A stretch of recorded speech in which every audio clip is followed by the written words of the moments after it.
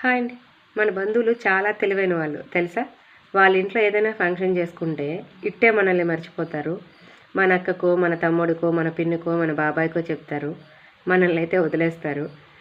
అలాగే కొన్నాళ్ళు గడిచిన తర్వాత మన ఇంట్లో ఏదైనా ఫంక్షన్ అయిందంటే వాళ్ళకి మనం చెప్పలేకపోతే అడుగుతారండి. నిర్మొహమాటంగా అడిగేస్తారు. "ఏం మాకు చెప్పలేదు? మర్చిపోయారా? మీకెందుకు గుర్తుంటాంలే. మీరు పెద్దవాళ్ళు కదా" అంటూ ఉంటారు. ఆ మాత్రం విచక్షణ ఎలా కోల్పోతారో అర్థం కావట్లేదు. మీరు చెప్పకుండా ఎదుటి వాళ్ళ నుంచి ఆశించడం తప్పే కదా! అది ఎంతవరకు కరెక్ట్? ఒకసారి ఆలోచించండి.